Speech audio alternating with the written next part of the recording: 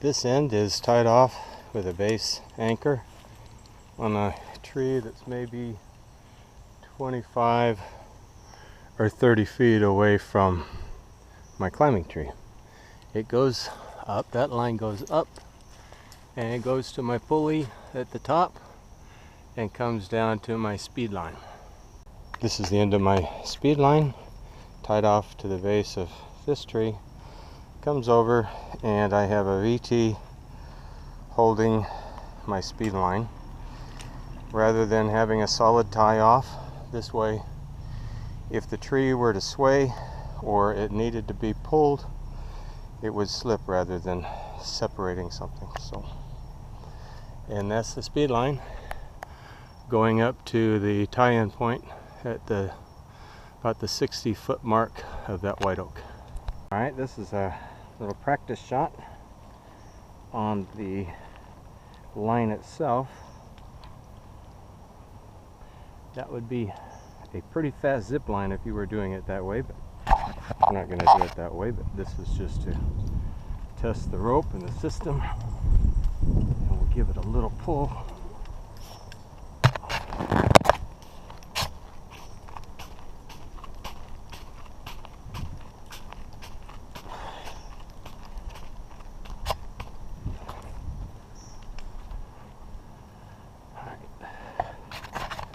So that's where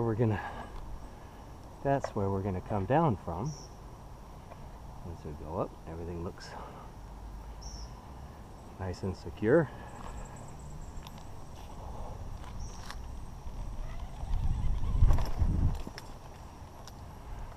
Okay, good test. This is the climbing system I'm using today, my unisender with the drum, and I'm using a Kong duck. I like it with the unisender because it allows me to girth hitch it and get the proper great angle for strumming the unisender, and it gives me all kinds of flexibility.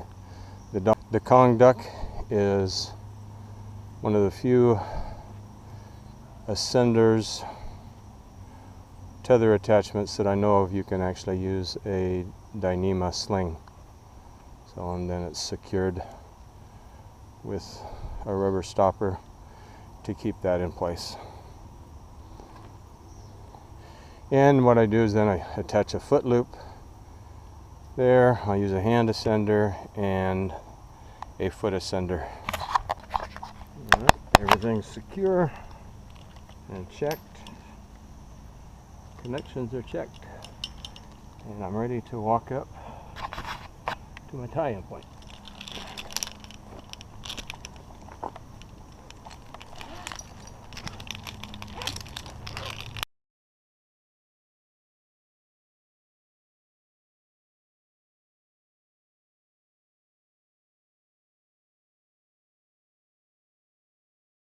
Before I disconnect from my unisender, I have my HitchHiker set on my speedline zip line with the shackle, and the HitchHiker is very unique in the fact that it can be weighted on the tail, which is going to be when I do this zip line. It can be weighted on the tail and still function. If you try to do this with the rope wrench, I can't do it with my unisender because I've got to wrap it up over the top, and the squeeze mode on SRT is not fun. And can't do it with figure 8, most other descending devices, because you have to have the loop. And again, it's going to, when I put my weight on this zip line, it's going to be it's going to have a very tight tail, just as if there was another climber on the base of that. So the HitchHiker is very unique in the fact that it can do this. And with the shackle, the benefit of the shackle in this case is that the angle is going to vary on the zip line. And if you try to do this with the carabiner, that variance will cause problems in your friction. The carabiner pretty much needs to be vertical with the HitchHiker, where the shackle can be at various angles and the friction is not affected. The vector forces on the tree, again, if you were to just tie this to the tree at that tie-in point and run a zip line, speed line to the base of my tree in the distance, it's going to put a tremendous amount of force and pull on the very top of this tree. But by putting this over the pulley, I'm pretty much applying all of the force directly down on a compression force on the trunk.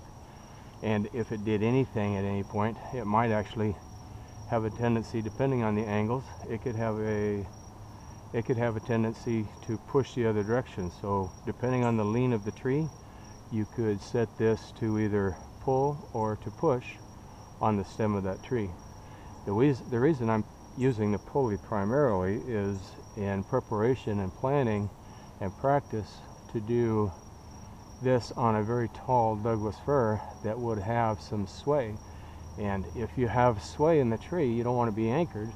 You want to be able to have that line move over the pulley as the tree is swaying. On some of those Douglas firs, when they're 200 feet up, it can have, with the wind that's going on, it can be swaying several feet and put a tremendous strain on your climbing line. So this will prevent this and allowing the tree to move back and forth without changing the tension on the climbing line. I'll leave this connected for just a little while. Take off the lanyard.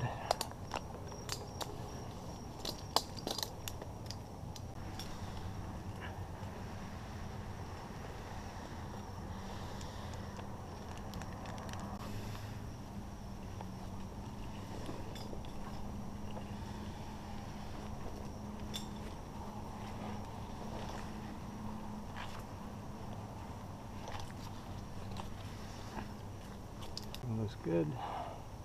See how much tension there is on this part of the line? You can't do that with most other devices.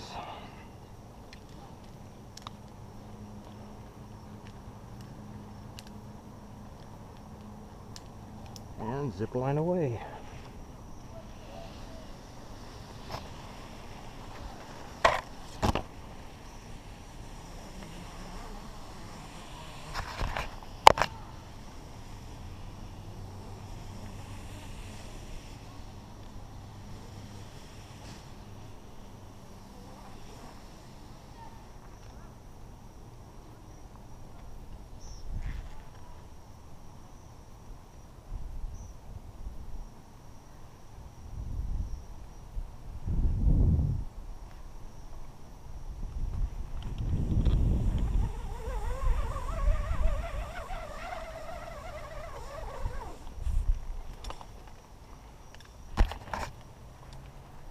Well, alrighty then.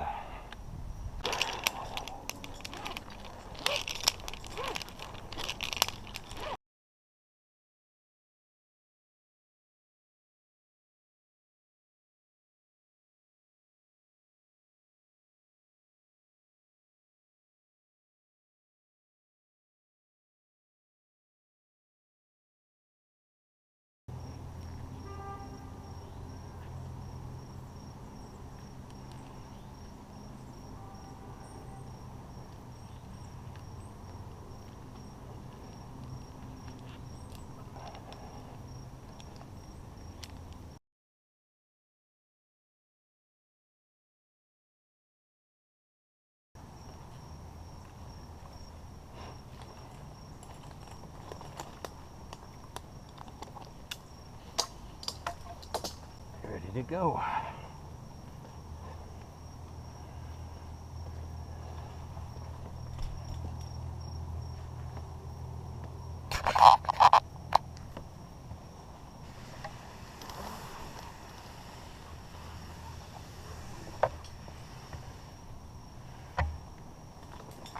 Next time, I think I'll tighten this up a little bit.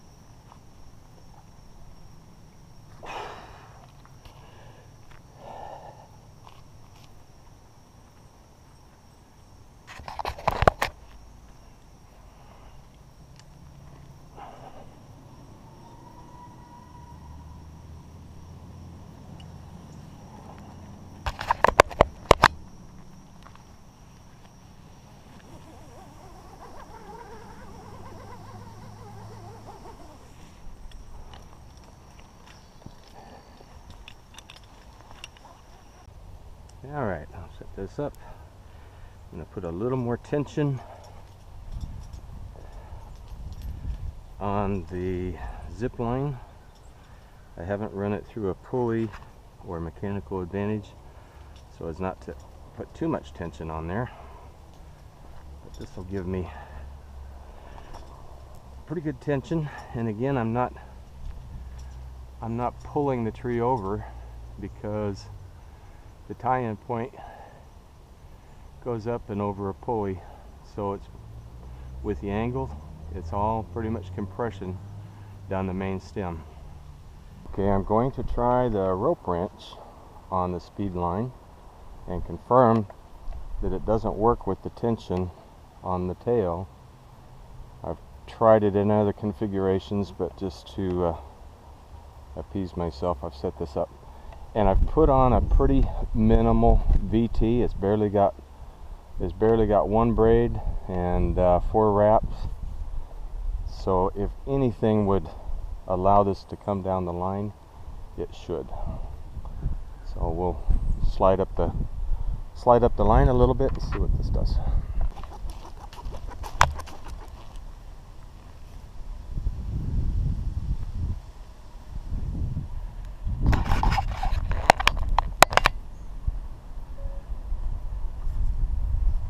Okay, I have completely released.